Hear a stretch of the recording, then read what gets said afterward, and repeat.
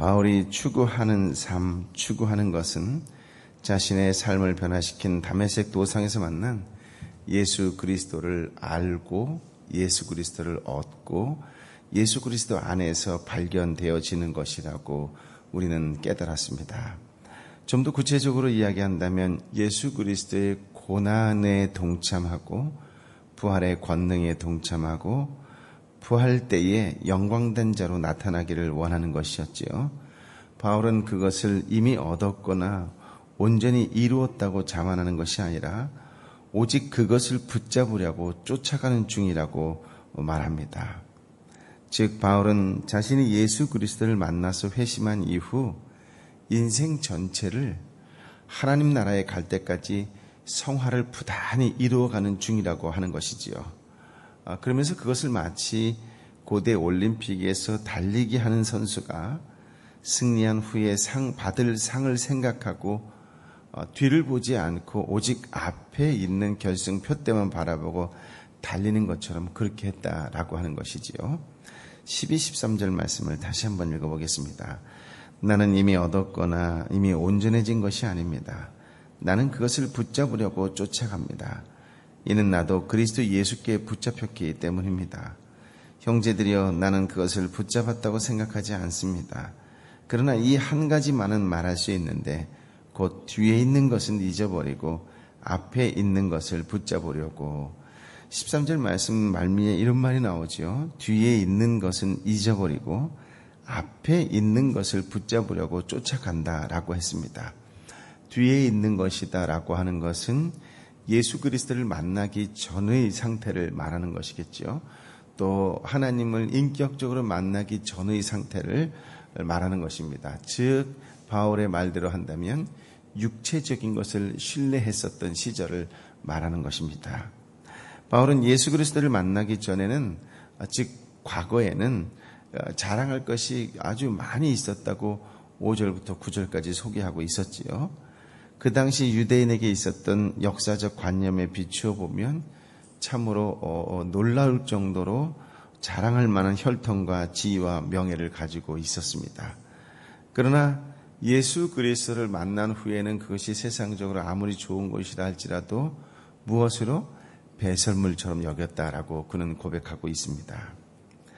우리가 신앙생활을 하기 전에 혹은 하나님을 인격적인로 만났던 그 사건 이전의 생활을 동경해서는 안 된다라고 하는 것이에요.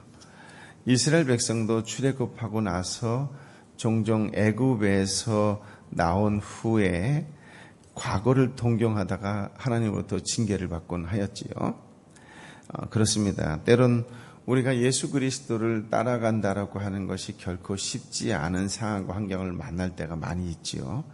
그럴 때 과거에 믿기 전 상태로 되돌아가고 싶다라든가 또는 요즘에 하는 일이 잘 안 될 때마다 그때가 더 좋았지라고 고백하면 된다 안 된다? 안 된다라고 하는 것이에요. 그럴 때마다 주님께서 주시는 말씀이 데살로니가후서 3장 14절에 보면 선을 행하다가 낙심하지 말라 이런 말씀을 주시지요. 또한 갈라디아서 6장 9절에도 선한 일을 하다가 낙심하지 말고 뒤에 또 뭐라고 이야기하냐면 포기하지 않으면 때가 이르면 거두게 될 것이다 라고 이야기합니다. 지속적으로 그 선한 일을 추구하고 실행에 나아가는 것이 중요하다라고 이야기하는 것이겠지요. 14절부터 16절 말씀을 같이 한번 읽어볼까요? 그리스도 예수 안에서 하나님께서 위에서 부르신 그 부르심의 상을 위해 표대를 향해서 쫓아갑니다. 그러므로 온전한 사람들은 이렇게 생각하십시오. 여러분이 혹시 무슨 다른 것을 생각한다면 이것 또한 하나님께서 여러분에게 나타내시리라는 것입니다. 우리가 어디까지 이르렀는지 그 길을 쫓아갑시다. 12절에 이런 말씀이 있었지요. 이미 얻었거나 이미 온전해진 것이 아닙니다. 나는 그것을 붙잡으려고 쫓아갑니다. 이는 나도 그리스도 예수께 붙잡혔기 때문입니다. 라고요. 그러니까 12절 말씀은 예수 그리스도에 의해서 붙잡혔으므로 나도 붙잡을 수 있도록 매진하겠다. 그런 말씀이겠죠. 바울은 자신이 이미 회심 사건 이후에는 예수님께 붙잡혔다라고 하는 확신을 갖고 있는 것이에요. 그렇기 때문에 그도 살아가는 동안 계속해서 나도 예수 그리스도를 붙잡혀 있는 삶을 살겠다라고 하는 것이죠. 하나님이 예수님이 먼저 붙잡아 주셨지만 나도 의지적으로 또 의도적으로 예수 그리스도를 끝까지 붙잡는 삶, 그런 삶을 살겠다라고 이야기하는 것이에요. 그래서 이 14절에 이어서 보면은 그리스도 예수 안에서라고 하는 말이 나오잖아요. 그러니까 바울은 표대가 있었는데, 앞의 표대가 있었는데 그 표대만을 바라보고 다름질하는데 그 표대가 누구라고 얘기하는 거예요? 예수 그리스도라고 하는 것이고, 예수 그리스도 안에서라고 하는 거예요. 이 안에서가 중요하지요.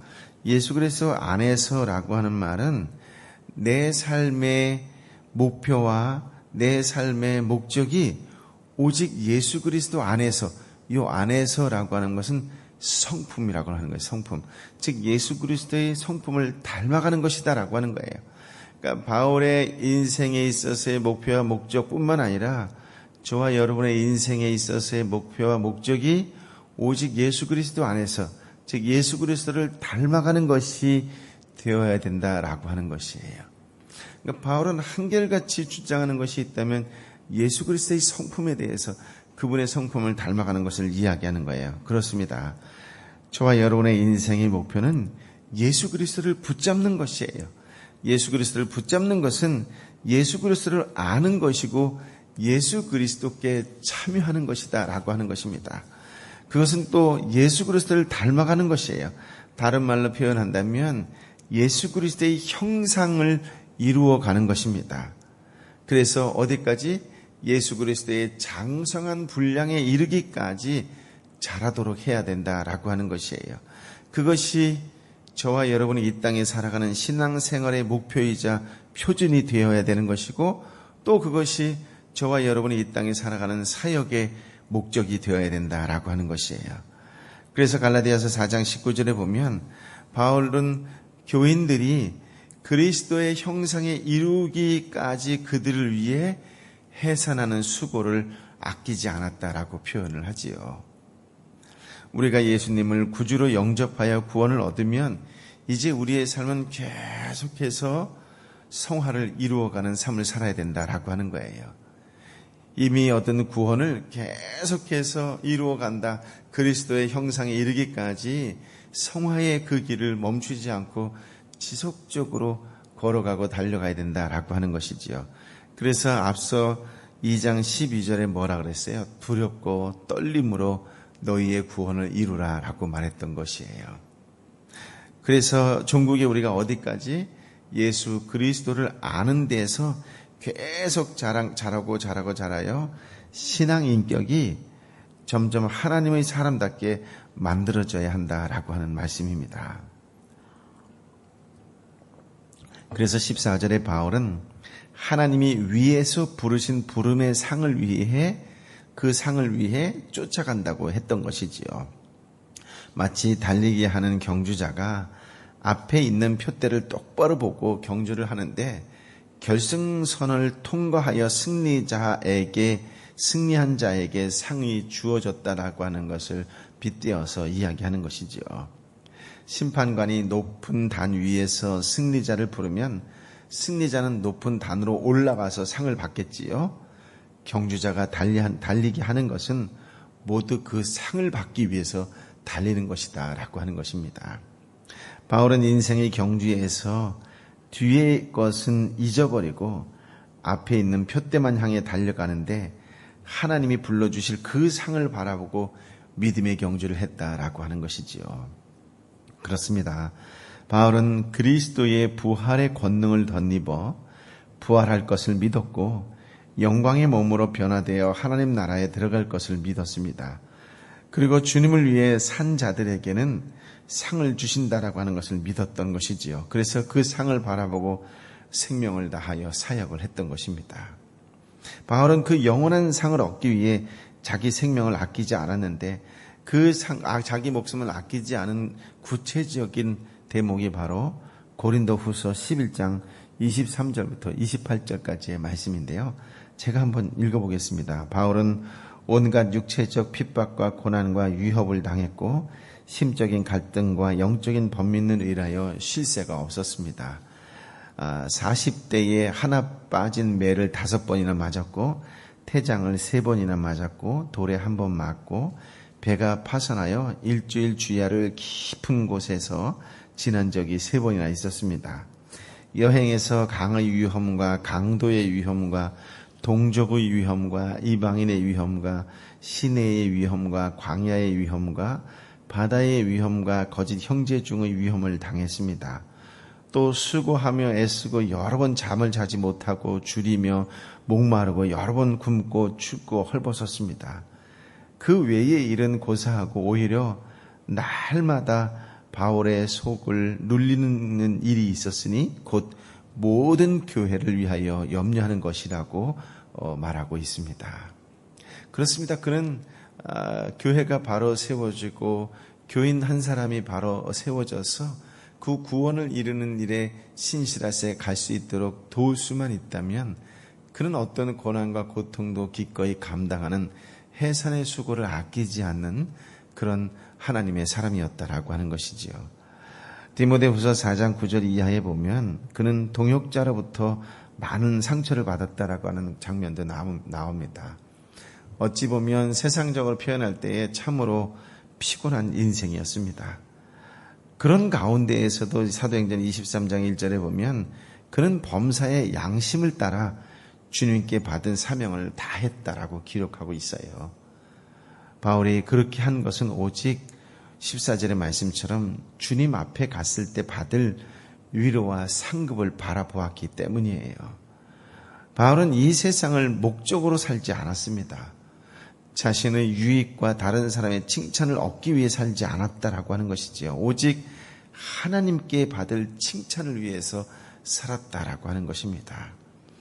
그래서 세상의 모든 좋은 환경을 버리고 오직 예수 그리스도를 닮고 그분의 복음을 전하고 그분의 몸된 교회를 세우려고 애쓰고 수고를 마다하지 않았다라고 하는 것이지요. 그렇습니다.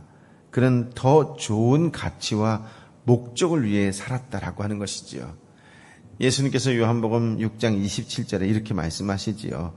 썩을 양식을 위해 일하지 말고 영원히 썩지 아니할 양식을 위해 일하라고 했습니다. 영원하지 않을 것에 대하여 그렇게 수고하고 투자하지 말라라고 하는 것이죠. 영원한 것을 투자하는 것만큼 귀하고 소중한 것이 없고 그것을 어찌 아깝다고 이야기할 수 있겠느냐라고 하는 선교사의 외침하고 같은 맥락일 것입니다. 여러분에게 묻고 싶습니다. 여러분은 요즘 어디에 에너지를 쏟아붓고 계십니까? 17절부터 19절 말씀을 같이 읽어볼까요? 시작. 형제들이여 모두 함께 나를 본받는 사람이 되십시오. 그리고 여러분이 우리를 본받는 것처럼 그렇게 행하는 사람들을 눈여겨 보십시오. 내가 여러분에게 여러 차례 말했던 것처럼 지금도 눈물을 흘리며 말하지만 많은 사람들이 그리스도의 십자가의 원수로 살아가고 있습니다. 그들의 마지막은 멸망입니다. 그들의 신은 배요 그들의 영광은 자신의 수치에 있으며 그들의 땅의 것을 생각하는 사람들입니다. 바울이 참 놀라운 말을 하지 않아요? 필립보 교인들에게 나를 본받으라 라고 이야기합니다. 과거에 물론 고린도전서 11장 1절에도 보면 고린도 교회를 향하여 교인들을 향하여 나를 본받으라 그런 말을 사용한 적도 있었습니다. 뿐만 아니라 우리가 읽은 17절 뒤에 보면 우리를 본받는 것처럼 그렇게 행하는 사람들을 눈여겨보라고 이야기를 해요.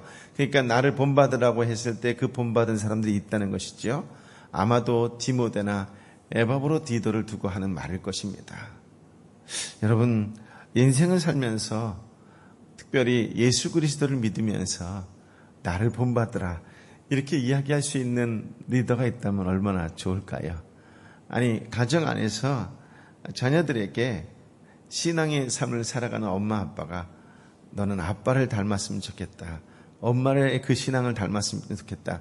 이렇게 고백되어질 수 있다면 그렇게 가르침을 줄 수 있다면 그런 선한 모습을 살아갈 수 있다면 얼마나 좋을까요? 그렇지 않을까요? 이런 부분에 있어서는 신앙에 대한 자신감이 필요한 것 같아요. 나를 본받으라. 참으로 도전이 되는 말씀이 아닐 수가 없습니다. 바울이 자신을 본받으라고 자신에게 말하는 것은 자신이 예수 그리스도를 본받고 그분을 위해 헌신하려는 생애를 살고 있기 때문이라고 하는 것이지요. 바울은 예수 그리스도를 알고 얻고 발견되기 위해 세상의 자랑하던 이전 것을 다 버렸습니다. 그의 삶의 목표는 오직 예수 그리스도를 닮는 것이었고 그 안에서 주어질 하나님의 상이었던 것이지요. 오늘날 자기 양떼를 향해 자기를 본받으러 말할 수 있는 그런 목자들이 많지 않은 것은 분명한 사실입니다. 양심적으로 자신의 신앙, 자신의 윤리적 삶을 모방하라고 말할 수 있는 사람이 있다면 그 사람이야말로 참 목자이고 이 시대가 요구되어지고 주님이 기다리시는 목자가 아닐까 그런 생각이 듭니다. 여러분 한 사람 한 사람이 누군가에게 나를 본받으라고 말할 수 있는 그런 성숙한 신앙인이 되시기를 예수님의 이름으로 축복합니다. 18절에 바울의 눈물이 나와요.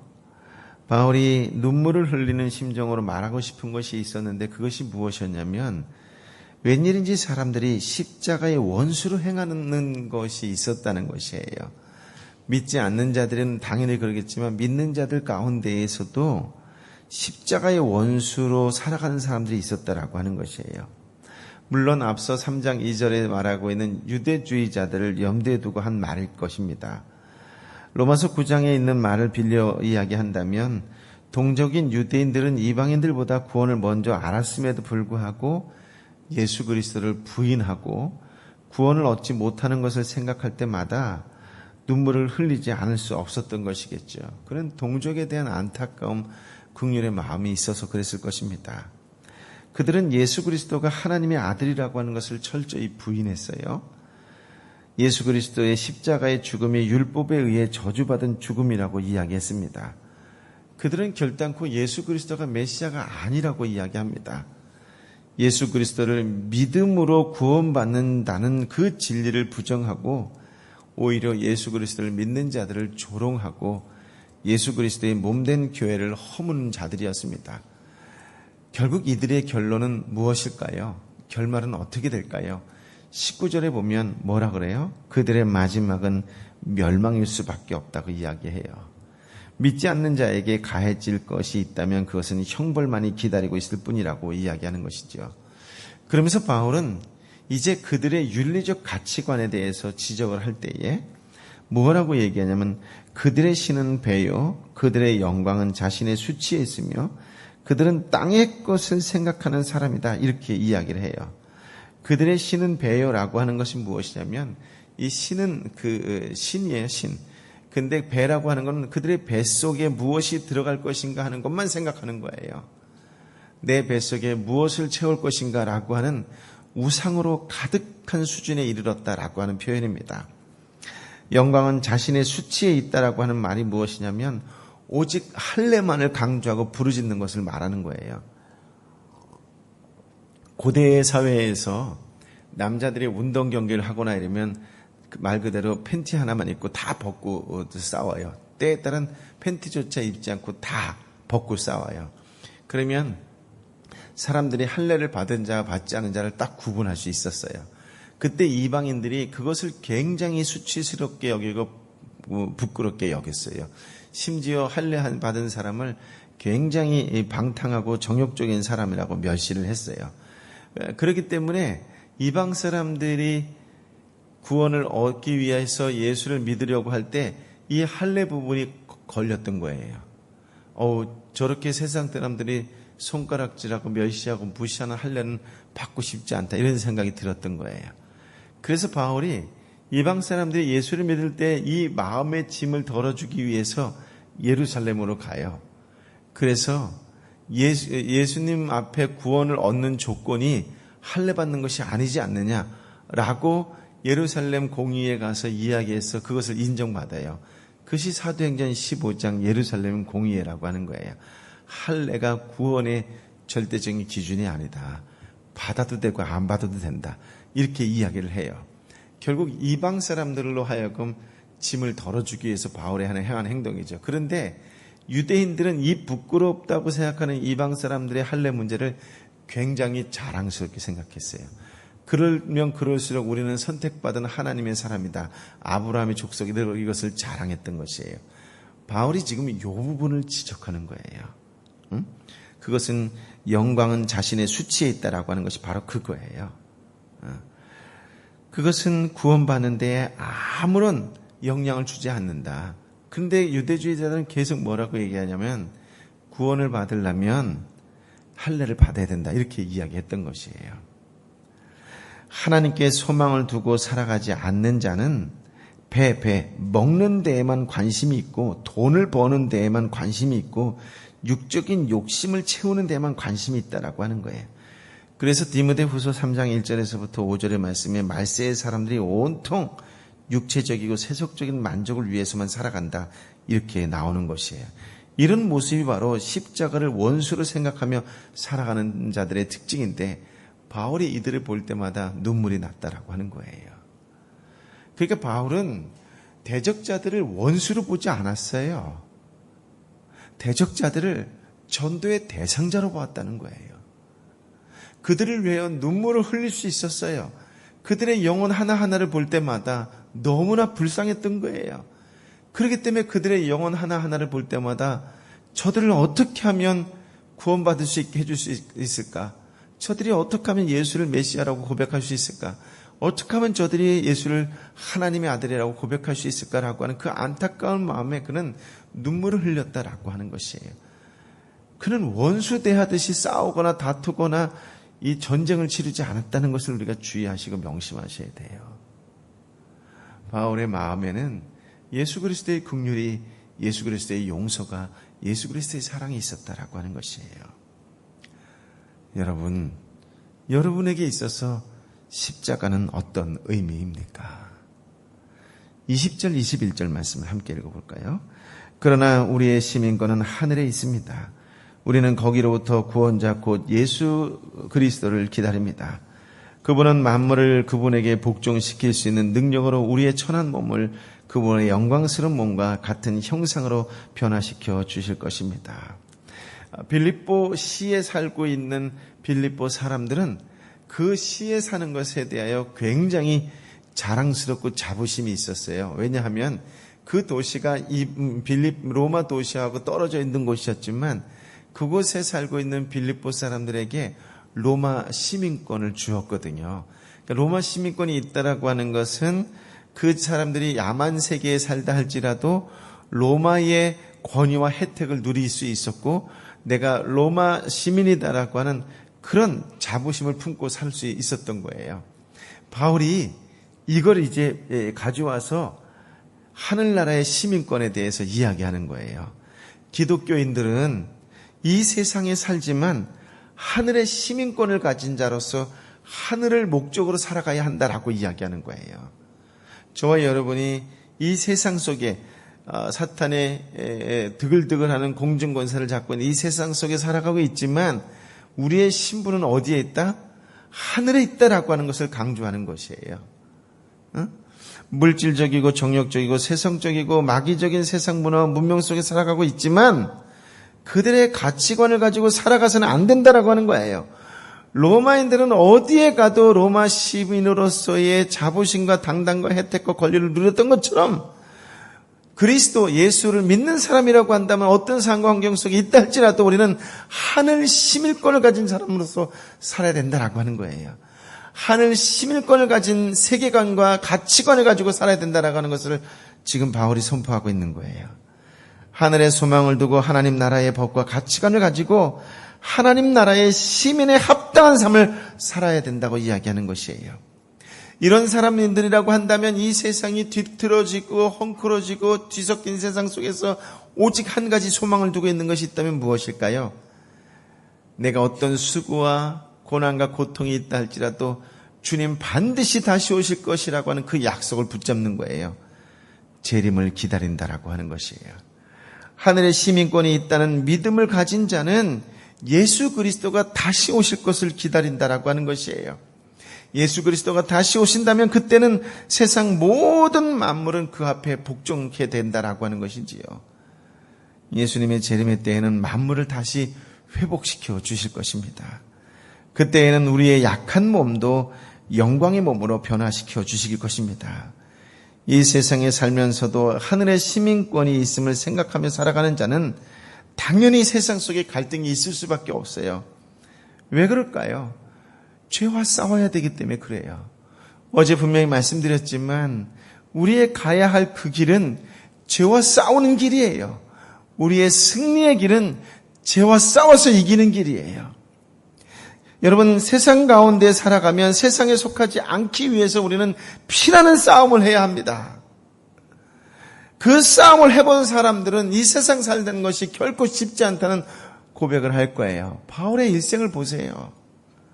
그러면서 고백할 수밖에 없어요. 하나님, 나의 힘만으로는 도저히 이 세상 살아가는 것으로는 불가능합니다. 이 세상 내 혼자 힘으로 살아갈 수 없습니다라는 고백이 저절로 나올 수밖에 없다라고 하는 거예요.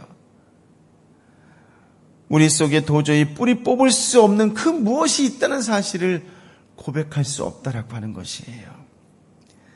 주님이 나에게 다시 오셔서, 주님이 이 땅에 다시 오셔서 만물을 굴복시키고 우리 몸을 불복시킬 때를 기다리는 마음으로 기도하는 것이지요. 그러므로 믿는 사람들은 한결같이 예수님의 재림을 고대할 수밖에 없습니다. 이 세상 사람들은 자기 배를 채우는 것을 신으로 삼습니다. 수치 부끄러운 것을 영광으로 삼고 땅의 일만 생각하며 살아가지요. 그것은 하나님 나라에 속하지 않는 자들의 인생관이요 세계관입니다. 예수 그리스도의 십자가의 원수되는 삶이라고 하는 것이에요. 하늘에 속한 저와 여러분들은 하나님 나라를 소망하며 하나님의 법을 따라 살아야 합니다.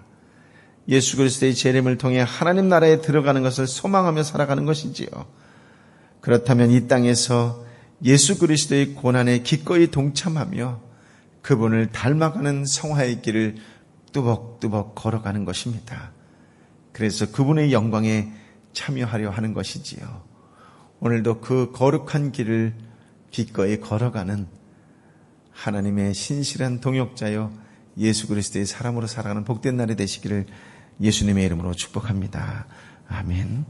아버지 하나님, 우리에게 이루 말할 수 없는 생명의 말씀, 우리 삶의 목표와 목적이 분명히 무엇인지를 깨닫게 하는 말씀을 주시니 감사합니다. 오늘 어떤 상황 환경에 처해 있다 할지라도 하늘 시민으로 당당하게 살아가는 하나님의 사람들 되게 하여 주옵소서. 어떤 상황과 환경 속에서도 예수의 이름으로 당당히 살아갈 수 있는 믿음의 사람들 되게 하여 주옵소서. 어려운 어려움과 어떤 고난과 고통이 있다 할지라도 예수의 이름으로 기도하며 예수의 이름으로 중보하며 나아가는 신실한 그리스도인의 한 사람으로 살게 하여 주옵소서. 이제는 우리 주님 예수 그리스도의 은혜와 아버지 하나님의 크신 사랑과 성령 하나님의 위로 역사 교통 충만하심이 오늘도 어떤 상황 환경 속에서도 예수의 이름으로 살겠습니다. 하늘 시민으로 당당하게 살아가겠습니다라고 다시 한번 삶의 목표와 목적을 분명히 하며 하늘에 마음을 두고 살아가기로 작정하고 이 땅을 변화시키고 이 땅을 하나님의 뜻에 합당하게 살아가도록 수고하고 또 수고하는 것을 마다하지 않겠노라고 결단하고 계시마는 하나님의 사람들 한 사람 한 사람 머리 위에 저들이 뜨거운 가슴, 애통하는 가슴, 눈물의 가슴으로 기도하는 가정과 아파하고 힘들어하고 지쳐있는 내 세계가 기도하는 이웃과 직장과 열방의 선교사님과 선교지 위에 이제부터 영원토록 함께하여 주옵기를 간절히 축원하옵나이다. 아멘.